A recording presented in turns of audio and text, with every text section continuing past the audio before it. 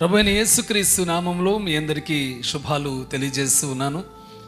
మరొకసారి ఈ ఉజ్జీవ స్వరము ద్వారా దైవ వాక్యాన్ని తీసుకొని మీ ముందుకు రావడానికి దేవుడు చూపిన మహాకృపను బట్టి, ఆయన చూపిన కరుణ కటాక్షములను బట్టి ఆయనకు కృతజ్ఞతాస్తుతులు చెల్లిస్తూ దైవ వాక్యంను ధ్యానించడానికి మనం సిద్ధపడదాం. చిన్న ప్రార్థన, మీరు కండ్లు మూసుకొనగలిగితే మీరున్న చోటనే ప్రార్థనతో ఏకీభవించండి. పరిశుద్ధుడా, ప్రేమమయుడా, కృపాసత్య సంపూర్ణమైన నా దేవ, మీరిచ్చిన ఈ మంచి సమయాన్ని బట్టి స్తుతులు స్తోత్రములు చెల్లిస్తూ మా బ్రతుకులలో మీరు చేసిన మేలులు మహోపకారములను బట్టి మీకు కృతజ్ఞత వందనాలు చెల్లిస్తూ ఉన్నాను.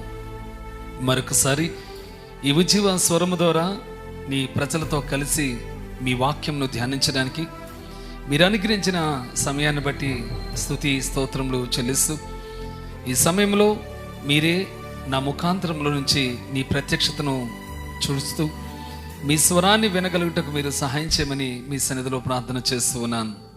నా యొక్క నోటి మాటలు, మా హృదయ ధ్యానములు మీ దృష్టికి అంగీకారం ఉండటకు సహాయం చేయమని, మీ ఎదుట సిగ్గుపడనక్కరలేని పనివానిగా యజమానుడైన మీరు వాడుకున్నటకు అర్హమైన పాత్రగా నన్ను బలపరచమని, సమృద్ధి అయిన జీవముతో కూడిన వాక్యాహారమును మాకు సంతృప్తి కలిగినట్లుగా విరిచి వడ్డించమని యేసు అనే ప్రశస్తమైన నామంలోనే స్తుతించి ప్రార్థించి వేడుకొని పొందుకొని ఉన్నాము మా పరమ తండ్రి, ఆమేన్.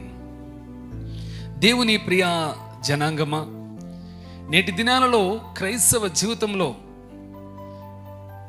మనము దేనికి ప్రాధాన్యతనిస్తున్నాం?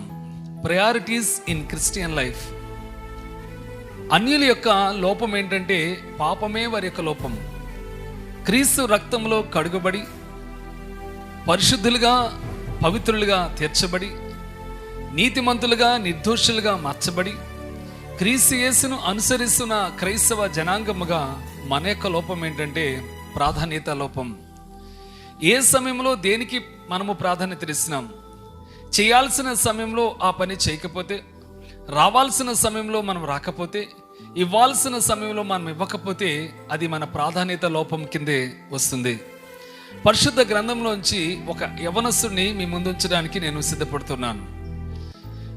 మత్తయి సువార్తలో, మార్కు సువార్తలో, అలాగే లూకా సువార్తలో, 3 సువార్తలలో కూడా ప్రభువైన యేసుక్రీస్తు మరి శరీరధారిగా ఈ లోకంలో జీవించిన దినాలలో ఒక యవనస్తుని గురించిన ప్రస్తావన ఈ 3 పుస్తకాలలో మనకు కనిపిస్తుంది. మొదటిగా మత్తయి రాసిన సువార్త 19వ అధ్యాయము 16 నుంచి 22 వచనాలు, మార్కు రాసిన సువార్త 10వ అధ్యాయము 17 నుంచి 22 వచనాలు, అలాగే లూకా రాసిన సువార్త 18వ అధ్యాయము 18 నుంచి 23 వచనాలు రాయబడిన మాటలు మనం గమనిస్తే అక్కడ ఒక యవనస్తుడు మనకు కనిపిస్తున్నాడు. ఈయన యవనస్తుడు మాత్రమే కాదు కానీ ఒక గొప్ప అధికారం కలిగిన వాడు, అంత మాత్రమే కాదు ధనవంతుడు అని కూడా వ్రాయబడి ఉంది. మొదటిగా యవనస్తుడు, రెండవదిగా చూస్తే అధికారం కలిగిన వాడు, మూడవదిగా మనం చూస్తే అతడు ఐశ్వర్యవంతుడు లేదా ధనవంతుడు అని కూడా వ్రాయబడింది. వాటన్నిటికంటే మరొక ప్రాముఖ్యమైన విషయం ఏంటంటే మంచి మోరల్ స్టాండర్డ్స్ మెయింటైన్ చేసిన వ్యక్తిగా కూడా మనం చూస్తున్నాం. నైతిక విలువలు కలిగిన వ్యక్తిగా మనము ఇక్కడ గమనిస్తున్నాం. ఈ యవనస్తుడు యేసయ్య దగ్గరికి వచ్చి సద్బోధకుడా అని సంబోధిస్తూ యేసయ్యను ఒక ప్రశ్న అడుగుతున్నాడు. నాకు ఆస్తి కావాలి అని వచ్చేవారు చాలా మంది కనిపిస్తారు, అధికారం కావాలి అని వచ్చేవారు చాలా మంది కనిపిస్తారు, ఐశ్వర్యం కావాలి అని వచ్చేవారు చాలా మంది కనిపిస్తారు, లేకపోతే ఈ అనారోగ్యం నుంచి విడిపించి నన్ను ఎప్పటికీ యవనస్తుడిగానే ఉంచు, ఆరోగ్యవంతుడిగా ఉంచు అని అడిగేవారు కూడా కనిపిస్తూ ఉంటారు. ఇంకా చెప్పాలంటే ఏవైతే మనం అడగాలి అని దేవుని దగ్గరికి వస్తున్నామో అవన్నీ ఈ వ్యక్తి కలిగి ఉన్నాడు. అంత మాత్రమే కాకుండా బాల్యం నుంచి ధర్మశాస్త్రాన్ని మరి ధ్యానిస్తూ ధర్మశాస్త్రానుసారమైన జీవితాన్ని కలిగి జీవిస్తున్నవాడు అని చెప్పవచ్చు. ఇంకా చెప్పాలంటే ఒక మంచి వ్యక్తి దగ్గరకు ఒక మంచి ప్రశ్నతో వస్తున్నాడు. ఆ యవనస్తుడు ఎందుకు మంచివాడు అని చెప్పగలుగుతున్నామంటే బాల్యం నుంచి కూడా దేవుని యొక్క వాక్యాన్ని, నైతిక విలువలను కలిగి ధ్యానిస్తూ దేవుని కొరకు మరి సాగిపోతున్న యవనస్తుడిగా మనం చూస్తున్నాం. ఈ లోకంలో యవ్వన కాలంలో నిత్య జీవం కావాలంటే నేనేం చేయాలి అనే ఆలోచన అతి తక్కువగా, అతి అరుదుగా కనిపిస్తారు. అయితే ఈ వ్యక్తి చాలామంది ఏమనుకుంటారంటే, ఆ వృద్ధాప్యంలో ఆ నిత్య జీవం గురించి ఆలోచిద్దాంలే, మనకి ఇంకా సమయం ఉంది, ఇంకా చాలా కాలము నాకు ఉంది, చాలా యవ్వనం ఉంది, ఇంకా చాలా వయసు ఉంది, కాబట్టి ఇప్పుడప్పుడే వాటి గురించి ఆలోచన నాకెందుకులే అనే భావన కలిగి ఉంటారు.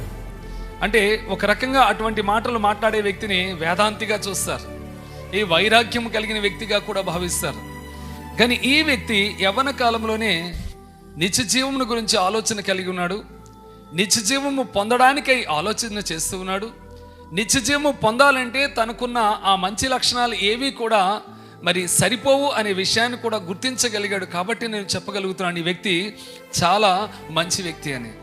అంతేకాకుండా ఒక మంచి ప్రశ్నతో యేసు దగ్గరికి వచ్చాడు. ఒక మంచి ప్రశ్న, ఈ లోకంలో ఉన్నవన్నీ కూడా లోకాశలు, శరీరాశలు, జీవపడమము, ఇవన్నీ కూడా క్షణికమైనవే, క్షణికమైన ఆనందాన్ని ఇచ్చేవే, క్షయమైనవే అనే విషయాన్ని గుర్తించగలిగాడు ఈ యవనస్తుడు.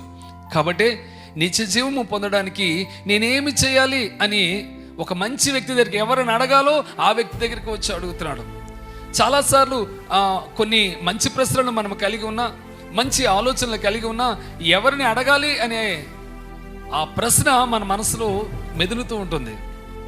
సరైన ప్రశ్నతో సరైన వ్యక్తి దగ్గరకు ఒక సరైన వ్యక్తి వచ్చి అడుగుతున్నాడు. వారిద్దరి మధ్య సంభాషణ మనం చూసినట్లయితే ఇక్కడ ఆయన తెలుసుకున్నాడు, నిత్య జీవము పొందడానికి నాకున్న లక్షణాలు ఏమీ కూడా సరిపోవని. చూడండి, లూకా వ్రాసిన సువార్తలోనే 18వ అధ్యాయము 18వ వచనంలో, ఒక అధికారి ఆయనను చూచి, సద్బోధకుడా, నిత్య జీవమునకు వారసుడు నగుటకు నేనేమి చేయవలను అని ఆయనను అడిగాను. అంటే ఆయన యొక్క ఉద్దేశం ఏంటంటే, నిత్య జీవం ఎలాగైనా నేను పొందాలి, నిత్య రాజ్యంలో ఎలాగైనా నేను ప్రవేశించాలి. బాల్యం నుంచి తను అనుసరిస్తున్న ధర్మశాస్త్రం ద్వారా మరి నిత్య జీవమును పొందడానికి అవి సరిపోవు, లేదా నాకున్న ధనము నిత్య జీవాన్ని పొందడానికి ఎంత మాత్రము సరిపోదు, లేదా నాకున్న అధికారంతో నేను నిత్య జీవమును పొందడానికి అది ఏమాత్రము సరిపోదు, లేదా ఈ యవ్వన కాలము ఇది శాశ్వతము కాదు. ఇది తన యొక్క ఆలోచన. ఈ వాక్య భాగాన్ని చదివినప్పుడు నాకు అనిపిస్తుంది. కానీ ఆ వ్యక్తి జీవితంలో గమనించగలిగాడు, గ్రహించగలిగాడు.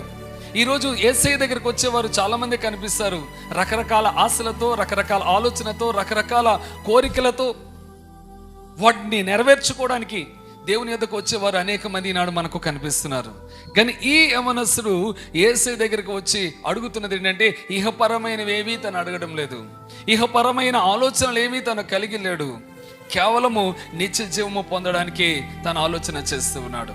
చాలా మంచిదే దేవుని ప్రియమైన వాళ్ళరా.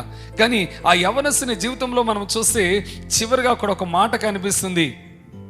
అతడు మరి యేసయ్య దగ్గరకు ఒక మంచి ప్రశ్నతోనే వచ్చాడు, కానీ వెళ్ళేటప్పుడు తన పరిస్థితి ఏంటి అని ఆలోచన చేస్తే ఆ అధ్యాయము చివరిలో మనకు మత్తయి సువార్త 19వ అధ్యాయము 22వ వచనంలో మనకు కనిపిస్తుంది, మిగిలిన వ్యసనపడి ఆయన వెళ్ళినట్లుగా అక్కడ మనకు అనిపిస్తుంది. కారణం ఏంటంటే, అన్ని మంచి లక్షణాలు ఉన్నాయి. చెప్పాలంటే మనలో చాలా మంది కంటే ఒక మంచి యవనస్తుడు అని చెప్పవచ్చు, మనలో చాలా మంది కంటే ఒక మంచి వ్యక్తిత్వం కలిగిన వాడు అని చెప్పవచ్చు, మనలో చాలా మంది కంటే నైతిక విలువలు కలిగిన వాడు అని చెప్పవచ్చు. దేవుని ప్రియమైన వాళ్ళరా, అయితే వెళ్ళేటప్పుడు తన యొక్క పరిస్థితి చూస్తే మిగుల వ్యసనపడి వెళ్ళినట్లుగా కనిపిస్తుంది. కారణం ఏంటంటే, యేసయ్య తనతో చెప్తున్నాడు, నీ ధనాన్ని అమ్మి పేదవారికి ఇచ్చి నీవు నన్ను వెంబడించు అని అడుగుతున్నాడు. ఆ మాట తనకి ఇష్టం లేదు. అన్నీ బాగానే ఉన్నాయి, కానీ కనిపించినదేదో తనలో యేసు చూడగలిగాడు. దేవుని ప్రియమైన వారా, ఈనాడు మన జీవితంలో కూడా మనం అనుకుంటాం, నేను బాగానే ఉన్నాను, నేను భక్తిగానే ఉన్నాను, నేను ప్రార్థనాపూర్వకంగానే ఉన్నాను, నేను ఆత్మీయంగానే సాగుతున్నాను, నేను దైవ కార్యక్రమాల్లో పాలుపంపులు పొందుతున్నాను, దేవుని కొరకు నేను జీవిస్తున్నాను, శక్తి వంచన లేకుండా ప్రభు కొరకు నేను ప్రయాసపడుతున్నాను, అనేక మందిని ప్రభు యొద్దకు నేను నడిపించగలుగుతున్నాను అని మనం అనుకుంటూ ఉంటాం చాలాసార్లు. కానీ మనకు తెలియనిదేదో ఉంది అనే విషయాన్ని మనం గమనించాలి. మనకు తెలియకుండానే మన మనస్సు దాని చుట్టూ పరిభ్రమిస్తుంది అనే విషయాన్ని మనం గమనించాలి. మనకు తెలియకుండానే అదే దేవునికి మనల్ని దూరం చేస్తుంది అనే విషయాన్ని కూడా గమనించాలి. మనకు తెలియకుండానే అదే నిత్య జీవమును మనం స్వతంత్రించుకోవడానికి, నిత్య జీవమునకు వారసత్వమును పొందడానికి అది అడ్డంకంగా మారింది అనే విషయాన్ని, ఆటంకంగా మారింది అనే విషయాన్ని మనం గుర్తించాలి. ఈ యవనస్తుడు మంచివాడే, మంచి లక్షణాలు కలిగిన వాడే, అన్నీ ఉన్నాయి. ఒక వ్యక్తి ఈ లోకంలో ఏవైతే కోరుకుంటాడో అవన్నీ కలిగిన వ్యక్తి ఈయన. పరిశుద్ధ గ్రంథంలో ఒక వ్యక్తిని గురించి ప్రభు జ్ఞాపకం చేస్తున్నాడు. ఆయన ధనవంతుడు, ఎంతో ఆస్తిని సంపాదించాడు. ఆ సంవత్సరం విస్తారమైన పంటలు పండాయి. దానిని బట్టి సంతోషిస్తున్నాడు, సుఖిస్తూ ఉన్నాడు. దేవుని స్తుతించాల్సిన ఆ వ్యక్తి ఏమనుకుంటున్నాడంటే, నా ప్రాణమా తినుము త్రాగుము సుఖించుము, అనేక ఏండ్లకు సరిపడా కొట్లలో ధాన్యం సిద్ధంగా ఉంది, ఇక నీకు తిరుగులేదు, నీ బ్రతుకుకు డోకా లేదు అని ఆలోచనలు తను ఉంటే, ఆ రాత్రి దేవుడు అంటున్నాడు, ఈ రాత్రే నీ ప్రాణాన్ని నేను అడిగితే నీవేం చేస్తావు వెర్రివాడా అని దేవుడు అడుగుతూ ఉంటే దానికి తన దగ్గర సమాధానం లేదు. నిజమే, ఒకనాడు ఈనాడు మనం సంపాదించిన ధనం కానీ, ఈనాడు సంపాదించిన ఆస్తి ఐశ్వర్యాలు కానీ, ఈనాడు మనం కలిగి ఉన్న పదవి పలుకుబడులు కానీ, ఈనాడు మనకున్న అధికారాలు కానీ, ఈనాడు మనకున్న యవ్వనము కానీ, ఈనాడు మనకున్న బలము కానీ, మన వెనకున్న మంది మార్బలము కానీ ఏది కూడా నీ చరాజ్యంలోనికి మనల్ని తీసుకుని పోలేదు. ఏదో ఒకనాడు ఈ లోకాన్ని మనం విడిచిపెట్టవలసిన వారమే. ఈ లోకాన్ని విడిచిపెట్టిన మరుక్షణము మన యొక్క నిత్యత్వమును ఎక్కడ మనము గడపబోతున్నాము, ఎక్కడ మన కొరకు స్థలము సిద్ధపరచుకుంటున్నాం. ఆత్మ అనే దీపము ఆరిపోకముందే నీ ఇల్లు నీవు చక్కబెట్టుకునాలి. ఏదో ఒకనాడు ఎన్ని ఆరోగ్య సూత్రాలు, ఎన్ని ఆహార నియమాలు నువ్వు పాటించినా ఏదో ఒకనాడు ఈ శరీరము చివిక్కిపోక మానదు, ఏదో ఒక బలహీనత రాక మానదు, మట్టి నుంచి తీయబడిన మట్టి శరీరము మట్టికి చేరక మానదు. కానీ ఆత్మ తాను దయచేసిన దేవుని దగ్గరికి వెళ్ళాలంటే ఈ ఆత్మ అనే దీపం వెలుగుతూ ఉండగానే, శరీరంలో జీవం అనేది ఉండగానే మన నిత్యత్వమును మనం సిద్ధపరచుకోవాలి. మన కొరకు మనమే స్థలాన్ని సిద్ధపరచుకోవాలి. దేవుని ప్రియమైన వాళ్ళరా, అది దేవునితో పాటు నిత్యము సంతోషించే, నిత్యము ఆనందించే, నిత్యము ఏడ్పు కానీ దుఃఖము కానీ లేని చోట మనము స్థలాన్ని సిద్ధపరచుకోవాలంటే ఈ యవనస్తుడు వలె మనము కూడా ఒక మంచి ఆలోచన కలిగి ఉండాలి. కానీ ఈ యవనస్తుడు తన హృదయము అంతా కూడా తెలియకుండానే ధనము చుట్టూ తిరుగుతుంది, డబ్బు చుట్టూ తిరుగుతుంది. అదే శాశ్వతం అనుకుంటున్నాడు. దేవుని వాక్యం చెప్తుంది, ధనాపేక్ష సమస్త కీడులకు మూలమని. కొందరు దానిని ఆశించి ప్రాణాలు కోల్పోయారు, ఊరి పెట్టుకుని చనిపోయారు. అపోస్తలు అనే అవకాశాన్ని, దేవుడిచ్చిన అభిషేకాన్ని కోల్పోయిన వారు కూడా ఉన్నారు. కుష్ఠరోగాన్ని తెచ్చుకున్న వారు ఉన్నారు. వారి సంతతి అంతటికి, తరం అంతటికి కూడా శాపాన్ని కొని తెచ్చుకున్న వారు కూడా అనేక మంది కనిపిస్తున్నారు. దేవుని ప్రియమైన వాళ్ళరా, ఈ సందేశాన్ని వింటున్న నీతో ప్రభు మాట్లాడుతున్నాడు. నీవు దేనికి ప్రాధాన్యతనిస్తున్నావు? క్రైస్తవునివే, ఆత్మీయంగా సాగిపోతున్నావు, దైవ కార్యములలో పాలు పంపులు పొందుతున్నావు, ఆరాధనలో ఆ ప్రజలతో కలిసి ఆరాధిస్తున్నావు, దైవ వాక్యాన్ని అనుదినము ధ్యానిస్తున్నావు. ఏ సమస్య వచ్చినా, ఏ పరిస్థితుల్లోనే ప్రభు మీద ఆధారపడుతున్నావు, మంచిదే. కానీ నీకు తెలియకుండానే ఏదో నిత్య జీవము పొందడానికి, నిత్య జీవములో వారసత్వాన్ని అందుకోవడానికి అడ్డంకిగా ఉందేమో ఒకసారి ఆలోచన చేయాలి. దేవుని ప్రియమైన వాళ్ళరా, కొందరు వ్యక్తులను ఈ సమయంలో నేను మీకు జ్ఞాపకం చేయడానికి ముందు, అందరినీ దేవుడు ఆస్తులమ్మి పేదవారికి పంచి ప్రభువును వెంబడించమని దేవుడు చెప్పలేదు. పరిశుద్ధ గ్రంథంలో ఒక వ్యక్తి జ్ఞాపకం చేస్తున్నాను. యోహాను రాసిన సువార్త 3వ అధ్యాయము మొదటి 5 వచనాల్లో అక్కడ యూదుల అధికారి అయిన నికోదేము అని ఒక పరిసయ్యుడు కనిపిస్తూ ఉన్నాడు. ఆ వ్యక్తి వచ్చి, బోధకుడా, నీవు దేవుని యొద్ద నుంచి వచ్చిన బోధకుడు అని మేము ఎరుగుదము. దేవుడు అతనికి తోడై ఉంటేనే కానీ నీవు చేయించిన సూచ్యక్రియలను ఎవడనూ చేయలేడని ఆయనతో చెప్తూ, అప్పుడు యేసు అతనితో అంటున్నాడు, నీవు కొత్తగా జన్మిస్తేనే కానీ దేవుని రాజ్యములో లేదా నిత్య జీవమును నీవు పొందుకోలేవు అని నిశ్చయముగా చెప్తున్నప్పుడు అతడు మరి ఏమని అడుగుతున్నాడంటే, మరి నిత్య జీవం పొందడానికి నేను ఎలా నూతనంగా జన్మించగలుగుతానని అన్నప్పుడు ఆయన అంటున్నాడు, నీటి మూలముగాను ఆత్మ మూలముగాను జన్మించితేనే కానీ దేవుని రాజ్యంలో ప్రవేశింపలేడని నికోదేముతో చెప్తున్నాడు. నిత్య జీవము పొందాలి అడిగిన ఈ యవనస్తునితో నీవు నూతనముగా జన్మించమని ఆయనతో చెప్పలేదు. ఎలా నేను పొందాలి నిత్య జీవము అని అడిగిన నికోదేముతో ఆస్తి నమ్మి పేదలకిచ్చి నువ్వు నన్ను వెంబడించమని చెప్పలేదు. అలాగే మరొక స్త్రీ కనిపిస్తుంది, సమరయ ప్రాంతానికి చెందిన అదే యోహాను సువార్త 4:15 చూస్తే జీవ జలముల కోసము, నిత్యము జీవించి ఉండే ఆ స్థలము కోసము ఆమె సిద్ధపడుతున్నప్పుడు అక్కడ యేసయ్య ఆమెతో నీ ఆస్తి నమ్మి పేదవారికి ఇచ్చి నన్ను వెంబడించమని చెప్పలేదు. అలాగే నీవు నూతనముగా జన్మించాలి అని కూడా చెప్పలేదు. పాపముతో సహజీవనము చేస్తున్న సమరయ స్త్రీని పాపాన్ని విడిచిపెట్టమని తనలోని లోపాన్ని ఎత్తి చూపిస్తున్నాడు. యాకోబు బావి దగ్గరకు వచ్చి మిట్ట మధ్యాహ్న కాల సమయంలో నీళ్లు చేదుకోవడానికి ఆమె సిద్ధపడుతున్న సమయంలో యేసేకు ఆమెకు జరిగిన సంభాషణలో ఒక విషయాన్ని మనం గమనిస్తున్నాం. ఆ మాటలలో ఆమె తెలుసుకున్న విషయం ఏంటంటే జీవజలాలు ఎలా పొందాలని ఆశ ఆమెలో కలిగింది. అటువంటి సమయంలో యేసయ్య ఆమెతో చెప్తున్నాడు ఏమనంటే, నీవు జీవజలాలు పొందాలి అంటే, నిత్యము జీవించి ఉండే ఆ నిత్య జీవమును నిత్య రాజ్యాన్ని నీవు పొందాలి అంటే నీ యొక్క పాపముతో కూడిన ఆ సహజీవనాన్ని నీవు విడిచిపెట్టాలి. పాపముతో సహజీవనం చేస్తున్న సమరయ స్త్రీని తన యొక్క లోపాన్ని తెలియజేసి సరిచేసుకోమని ఆ సంభాషణ ద్వారా తెలియజేస్తున్నాడు. మీరు గమనించినట్లయితే నిత్య జీవము పొందాలని అని ఆశ కలిగిన యవనస్తుడితో ప్రభు చెప్పిన ఆ మాటలు, అదే నిత్య జీవము పొందాలి అని ఆశపడుతున్న నికోదేముతో ప్రభు చెప్పిన మాటలకు, పాపముతో సహజీవనము చేస్తున్న సమరయ స్త్రీతో నిత్య జీవము పొందడానికి లేదా జీవజలాలు పొందడానికి యేసయ్య చెప్పిన మాటలు మనం గమనిస్తే ఎక్కడా ఒకదానితో ఒకటి పొంతన లేవు. కారణం ఏంటంటే నిత్య జీవము పొందాలి అనే ఆశ ప్రతి ఒక్కరిలో ఉంది, కానీ ఏదో ఒక ఆటంకము, ఒకరిలో ఉన్న ఆటంకము మరొకరిలో ఉండకపోవచ్చు, ఒకరిలో ఉన్న లోపము మరొకరిలో ఉండకపోవచ్చు, ఒకరిలోని పాపము మరొకరిలో ఉండకపోవచ్చు. కానీ ఏదో నీవు దేవునికి ఇవ్వాల్సిన ప్రాధాన్యత నీవు ఇవ్వలేకపోతున్నావు. నిత్య జీవము పొందడానికి, నిత్య రాజ్యంలో ప్రవేశించడానికి అదే అడ్డంకిగా, అదే ఆటంకముగా మారిందనే విషయాన్ని నీవు గమనించాలి. దేవుని ప్రియ సంఘమా, ఇక్కడ ఈ యవనస్తులతో ఒక మాట, చక్కని మాట చెప్తున్నాడు. ఎందుకు ఆ యవనస్తులతో ఈ మాట చెప్తున్నాడంటే, మార్కు రాసిన సువార్త 10వ అధ్యాయము 21వ వచనాన్ని మనం గమనిస్తే, యేసు అతని చూచి అతన్ని ప్రేమించి, నీకు ఒకటి కొదువుగా ఉన్నది, నీవు వెళ్ళి నీకు కలిగినవన్నీ నీవు అమ్మి బీదలకిమ్ము, పరలోకమందు నీకు ధనము కలుగును, నీవు వచ్చి నన్ను వెంబడించుము అని చెప్పను. ఎందుకు ఇవన్నీ యేసయ్య చెప్తున్నాడంటే, యేసు అతనిని ప్రేమించి. ఈ వాక్యాన్ని వింటున్నా నీకు ఎందుకు ఈ విషయాలు దేవుడు చెప్తున్నాడో తెలుసా?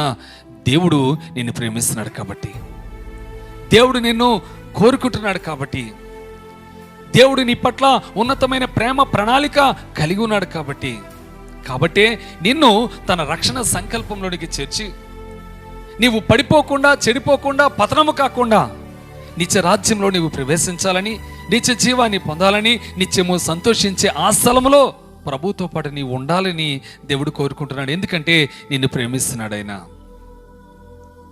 ఆ ధనవంతుడు, ఆ అధికారం కలిగిన వాడు, ఆ యవనస్తుడు, ఆ మంచి ఆలోచన కలిగిన వాడు, అన్నీ బాగానే ఉన్నాయి, కానీ తను ధనాన్ని ప్రేమిస్తూ ఉంటే ఆ వ్యక్తిని దేవుడు ప్రేమిస్తున్నాడు. ఈనాడు దేవుడు నిన్ను ప్రేమిస్తూ ఉంటే నీవు మరి దేనిని ప్రేమిస్తున్నావో ఒకసారి ఆలోచన చేయి. దేవుడు నిన్ను ప్రేమిస్తూ ఉన్నాడు. ఆ యవనుని ప్రేమిస్తున్నట్టుగానే నిన్ను కూడా దేవుడు ప్రేమిస్తున్నాడు. ఆ నికోదేముని దేవుడు ప్రేమించినట్టుగానే నిన్ను కూడా దేవుడు ప్రేమిస్తున్నాడు. ఆ సమరయ స్త్రీని ప్రేమించినట్లుగానే దేవుడు నిన్ను కూడా ప్రేమిస్తున్నాడు. దేవుని ప్రియమైన వారరా, అక్కడ ఆ ఒకరితో చెప్పిన విషయాలు మరొకరితో చెప్పలేదు. ఎందుకంటే ఒకరిలో ఉన్న లోపము మరొకరు లోపముగా లేదు, ఒకరిలో ఉన్న ప్రాధాన్యత మరొకరు దానికి ప్రాధాన్యతనివ్వడం లేదు. ఒక్కొక్కరు ఒక్కొక్క దానికి ప్రాధాన్యతనిస్తున్నారు. ఏదైనా అల్టిమేట్గా మనం చూస్తే, చివరికి మనం గమనిస్తే, వారు నిత్య జీవాన్ని, నిత్య రాజ్యాన్ని పొందుకోలేకపోవడానికి ఆ లోపమే, ఆ కొదువే కారణము అనే విషయాన్ని మనం ఇక్కడ గమనించాలి. పరిశుద్ధ గ్రంథంలో సంసోను అనే ఒక బలాఢ్యుని గురించి రాయబడింది. ఆయన చాలా బలము కలిగిన వాడు. ఎంత బలం అంటే, నాటి సమకాలీన ఫిలిస్తీన్లకు సంసోను పేరు చెప్తే గుండెల్లో వణుకు పుట్టేది.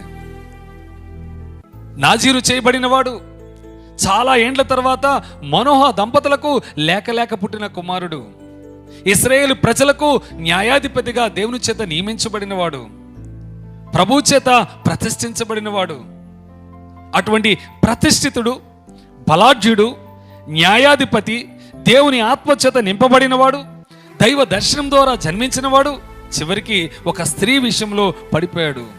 తన బలమంతా కోల్పోయాడు. ఎన్నో అవకాశాలు ఆయనకి ఇచ్చాడు. అయినా కూడా అవకాశాన్ని సద్వినియోగం చేసుకోలేక పాపంలో పడిపోయిన ఈ యవనస్తుడైన సంసోను తన జీవితాన్ని, దేవుడిచ్చిన అభిషేకాన్ని అర్ధాంతరంగా కోల్పోవలసి వచ్చింది. దేవుని ప్రియమైన వారరా, గమనించారా? ఇక్కడ తన ప్రాధాన్యత ఏంటంటే అన్నీ బాగానే ఉన్నాయి. ఇశ్రాయేలు ప్రజల కొరకు ఏదైనా చేయాలని తెగువ కలిగిన వాడు, రోషము కలిగిన వాడు, శత్రువుల గుండెల్లో వణుకు పుట్టించిన వాడు, దేవుని కొరకు గొప్ప కార్యాలు జరిగించిన వాడు. కానీ ఒక్క బలహీనత, దానికి అతనిచ్చిన ప్రాధాన్యత చివరికి తన అభిషేకాన్ని కోల్పోయేటట్లు చేసింది, తన బలాన్ని కోల్పోయేటట్లు చేసింది, చివరికి అర్ధాంతరంగా తన ప్రాణాలే కోల్పోయేటట్లుగా చేసింది. దేవుని ప్రియమైన వారరా, పరిశుద్ధ గ్రంథంలో మరొక వ్యక్తి కనిపిస్తున్నాడు. ఆయనే దేవుని ఇష్టానుసారుడు అని సాక్ష్యము పొందిన దావీదు మహారాజు. నాటి సమకాలీన ప్రపంచానికి దావీదు ఎరుగని వారు లేరు. దావీదు పేరు చెప్తే తన ప్రజలందరికీ గొప్ప ధైర్యము. అదే దావీదు పేరు వింటే శత్రురాజులందరికీ గుండెల్లో భయము. అటువంటి దావీదు మహారాజు తన జీవితంలో చేసిన ఆ యొక్క చిన్న పొరపాటు, రాజులందరూ యుద్ధానికి వెళ్ళే సమయంలో అయితే రాజుగా సైన్యమును ముందుండి నడిపించాలి, లేదా వారి కొరకు ప్రార్థించాలి. ఇటు యుద్ధానికి పోలేదు, అలాగని ప్రార్థన చేయలేదు. మిథ్య అనుభవాన్ని తన సొంత ఉద్దేశం కొరకు వాడుకున్నాడు. పైనుంచి అంతకంటే పైన ప్రభువును చూడాల్సిన దావీదు పైనుంచి కిందకు చూశాడు. ఫలితం ఏంటో మనకు తెలిసినదే. ఆ పాపం యొక్క ప్రభావము ఎన్ని తప్పుల మీద తప్పులు చేసుకుంటూ పోయాడు దావీదు. అయితే దేవుడు దావీదును కూడా ప్రేమించాడు కాబట్టి దావీదుకు మరొక అవకాశాన్ని దేవుడిచ్చి పడిపోయిన స్థితిలో ఉన్న దావీదును ప్రవక్త అయిన నాతాను ద్వారా హెచ్చరించి, నాతాను ద్వారా అతన్ని గద్దించి, నాతాను ద్వారా అతనికి బుద్ధి చెప్పి, చూడండి అక్కడ సమూయేలు 2వ గ్రంథంలో మనకు కనిపిస్తుంది 12వ అధ్యాయము 7వ వచనంలో, నాతాను దావీదును చూచి, ఆ మనుష్యుడవు నీవే, ఇశ్రాయేలీయుల దేవుడైన యెహోవా సెలవిచ్చినదేమనగా, ఇశ్రాయేలీయుల మీద నేను నిన్ను రాజుగా అభిషేకము చేసి సౌలు చేతిలో నుండి నిన్ను విడిపించి నీ యజమానుని నగరుని నీకు అనుగ్రహించి ఉన్నాను. అయితే నీవు చేయకూడని పాపం చేశావు. ఒక గొర్రెల కాపరిగా ఉన్న నిన్ను రాజుగా చేశాడు. ఒక సామాన్యమైన వ్యక్తిగా ఉన్న నిన్ను అసాధారణమైన కార్యాలు చేయటకై దేవుని చేత నియమించబడ్డావు. అధికారాన్ని దేవుడిచ్చాడు, బలాన్ని దేవుడిచ్చాడు, తన ప్రజలలో అతని ఏళ్ల గౌరవాన్ని దేవుడిచ్చాడు, శత్రురాజులకు అతనంటే భయాన్ని పుట్టించాడు, ఎన్నో విజయాలను దావీదు జీవితంలో ప్రసాదించాడు. అన్నిటికంటే మించి దేవుడు తన ఇష్టానుసరుడని, తన హృదయానుసరుడని సాక్ష్యాన్ని కూడా అతనికి ఇస్తే దావీదు అవన్నిటినీ పక్కన పెట్టి రాజుగా యుద్ధమైనా చేయాలి, ప్రార్థనాపరుడిగా యుద్ధమునకు వెళ్ళిన వారి కొరకు ప్రార్థనైనా చేయాలి. ఇటు రాజుగా యుద్ధానికి పోలేదు, లేదా ప్రార్థనాపరుడిగా ప్రార్థన చేయకుండా తన జీవితము పడిపోవడానికి తానే కారణమయ్యాడు. కారణం ఏంటంటే తను దేనికి ప్రాధాన్యతనిచ్చాడో అక్కడ మనం చూడగలుగుతున్నాం. దేవుని ప్రియమైన వారరా, అలాగే అబ్రహాము జీవితాన్ని మనం గమనిస్తే, నేను వీరిలోని లోపాన్ని ఎత్తి చూపించడానికి నేను ఇక్కడ నిలవబడలేదు. పరిశుద్ధ గ్రంథం చెప్తుంది, కొరింథీయులకు రాసిన మొదటి పత్రిక 10వ అధ్యాయంలో, యుగాంతమందు జీవిస్తున్న మీకు ఇవి దృష్టాంతములుగా ఉండాలని. అంటే పడిపోయే పరిస్థితులు ఎలా మీకు ఎదురవుతాయి, మీరు దేనికి ప్రాధాన్యతనిస్తున్నారు, ఆ అనుభవాలను మీరు చూసినప్పుడు, మీరు అటువంటి పరిస్థితులు గుండా దాటిపోయేటప్పుడు పడిపోకుండా, పడినా పతనము కాకముందే మీరు లేచి ప్రభు సన్నిధిలో ప్రార్థించేవారుగా ఉండాలని, మీ ప్రాధాన్యతలు మార్చుకోవాలని, నిత్య జీవాన్ని, నిత్య రాజ్యాన్ని మీరు స్వతంత్రించుకోవాలని ఇది దేవుని యొక్క ఆశ, ఆకాంక్ష. ఎందుకంటే దేవుడు నిన్ను ప్రేమిస్తున్నాడు. అననీయ సప్ఫీరాల జీవితంలో మనం గమనిస్తే అపొస్తలుల కార్యంలో 5వ అధ్యాయము 1వ వచనము 9వ వచనంలో అక్కడ రాయబడిన మాటలు మనం గమనిస్తున్నాం. అననీయ అని ఒక మనుషుడు తన భార్య అయిన సప్పీరాతో ఏకమై పొలం అమ్మాను. పొలము అమ్మడం వరకు బాగానే ఉంది, కానీ ఎందుకు పొలం అమ్మారంటే, ఆది అపొస్తలుల కాలంలో ఆనాటి క్రైస్తవులందరూ వారి వారి ఆస్తులను అమ్మి అపోస్తలుల యొక్క పాదాల దగ్గర తెచ్చిపెట్టేవారు. ఎందుకంటే వారి ఆస్తులను పెంచుకోమని కాదు, కానీ సువార్తను ప్రకటించమని. ఇంకను అనేక మంది పేదవారిని జ్ఞాపకం తెచ్చుకోమని. అందరూ చేస్తున్నారు కదా, మనము చేయకపోతే ఏంటి అని ఇచ్చే గుణం ఉంది వీరికి, ఇవ్వాలనే మనస్సు ఉంది. ఇద్దరు ఏకీభవించే భూమిని అమ్మారు. అమ్మిన భూమిలో కొంత దాచుకున్నారు. అదే విషయాన్ని అపోస్తలులతో ఈ విషయం చెప్తే సరిపోనుగా. ఇంతకే అమ్మేరా అని అడిగితే అతను కూడా అవును ఇంతకే అమ్మేమని చెప్పారు. అక్కడికక్కడే ప్రాణాలు కోల్పోయాడు. ఈ విషయం తెలియక అతని భార్య అయిన సపీరా వచ్చి అపోస్తలుడైన పేతురుని అడుగుతుంది. అప్పుడు పేతురు ఇదే ప్రశ్న మరలా వేశాడు. ఇంతకే మీరు భూమిని అమ్మారంటే అవును ఇంతకే అమ్మేమో. ఆమె కూడా అక్కడే పడి చనిపోయింది. ఇద్దరు ఏకీవించి పాపం చేశారు. ఇచ్చే గుణం ఉంది, ఇవ్వాలనే మనస్సు ఉంది, ఇవ్వాలనే ఆ భూమిని అమ్మారు.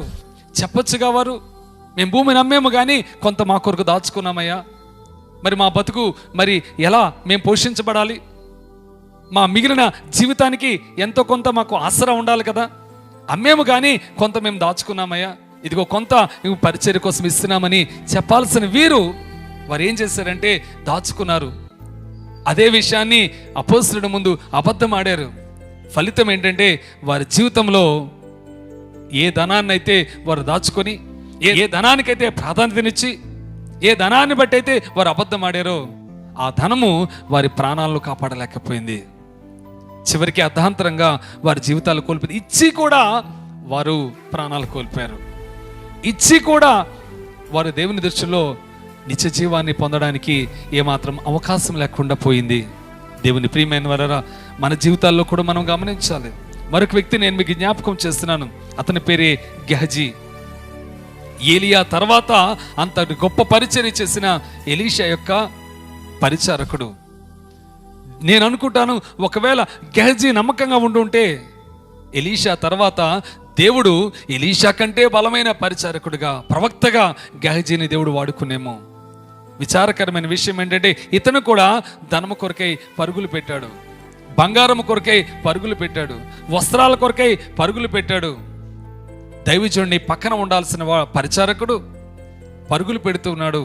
గెహజీ ఆ నయమాను వెంట, సిరియా సైన్యాధిపతి అయిన నయమాను రథము వెనక పరుగులు పెడుతున్నాడు. దేవుని ప్రియమైన వాళ్ళరా, ఈనాడు దేని వెంట నువ్వు పరుగులు పెడుతున్నావో, దేని కొరకు పరుగులు పెడుతున్నావో, దేని కొరకు ఆరాట పడుతున్నావో, దేనికోసమో పోరాటము చేస్తున్నావో, దేనికి నీ ప్రాధాన్యత, ఈ దినము దేవుడు నీతో మాట్లాడుతున్నాడు. నిజంగా నీవు నిత్య జీవం పొందాలి అంటే, నిజంగా నిత్య రాజ్యమును నువ్వు స్వతంత్రించుకోవాలంటే నీ జీవితంలో నీవు దేనికి ప్రాధాన్యత ఇస్తున్నావు అనే దాని మీద ఆధారపడి ఉంటుంది. దేవుని ప్రియమైన వాళ్ళరా, ఒక్కసారి ఆలోచన చేయండి, ఒకసారి ఆలోచన చేయండి, నీ ప్రాధాన్యత దేనికి? ఆ యవనస్తుడు విసుక్కుంటూ వెళ్ళిపోయాడు, వ్యసన పడుతూ వెళ్ళిపోయాడు. ఈ వాక్యాన్ని వింటున్న నీవు విసుక్కుంటున్నావా, వ్యసన పడుతున్నావా, లేదా నీ జీవితాన్ని మార్చుకొని, నీ ప్రాధాన్యతలు మార్చుకొని దేవునికి నీవు ప్రాధాన్యతనిచ్చి సంతోషంతో వెళ్తావో, నిత్య రాజ్యం కొరకు సిద్ధపడడానికి, నిత్య జీవంలో ప్రవేశించడానికి దేవుడు నీకు ఇచ్చిన అవకాశాన్ని సద్వినియోగపరచుకుంటావో నీ మీద ఆధారపడి ఉంది. అది నీ ప్రాధాన్యతల మీద ఆధారపడి ఉంది. ఇంతవరకు దేనికి నువ్వు తెలియకుండానే దేవుని కంటే అధిక ప్రాధాన్యతనిస్తున్నావో ఆ ప్రాధాన్యతలను పక్కన పెట్టి దేవునికి నువ్వు ప్రాధాన్యతనివ్వు. ప్రార్థన చేద్దాం. దేవుడి ఈ మాటలు మీ వినికిడిలో దీవించి ఆశీర్వదించును గాక. పరిశుద్ధుడైన నా దేవా, ప్రేమ కలిగిన నా తండ్రి, మరొకసారి మాతో మీరు సూటిగా తేటగా మాట్లాడారు. మీకు వందనాలు చెల్లిస్తూ ఉన్నాను. మా జీవితాల్లో మా నిత్యత్వం అనేది మేము ఇచ్చే ప్రాధాన్యతల మీద ఆధారపడి ఉందని మరొకసారి మీరు మాట్లాడారు. క్రైస్తవులుగా మా లోపము ప్రాధాన్యతలే. చేయాల్సిన సమయంలో చేయకపోవడం, ఇవ్వాల్సిన సమయంలో ఇవ్వకపోవడం, రావాల్సిన సమయంలో రాకపోవడం, ప్రభువా నీ కొరకు జీవించాల్సిన సమయంలో ఆ రీతిగా జీవించలేకపోవడం, ఫలితము మేము పొందాల్సినవి పొందలేకపోతున్నాం.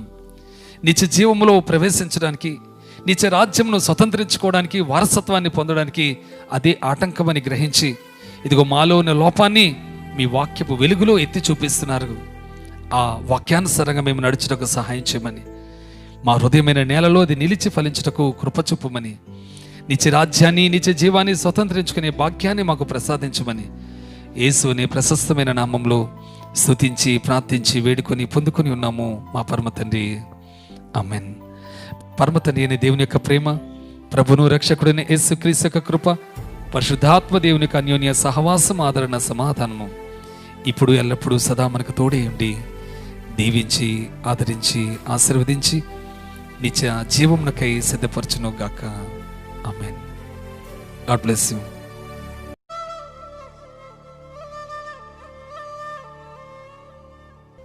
ప్రియమైన సహోదరి సహోదరులారా, ఈ ఉజ్జయస్వరాలు యూట్యూబ్ ఛానల్ని సబ్స్క్రైబ్ చేయండి, బెల్ ఐకాన్ మీద క్లిక్ చేయండి, షేర్ చేయండి, కామెంట్ చేయండి.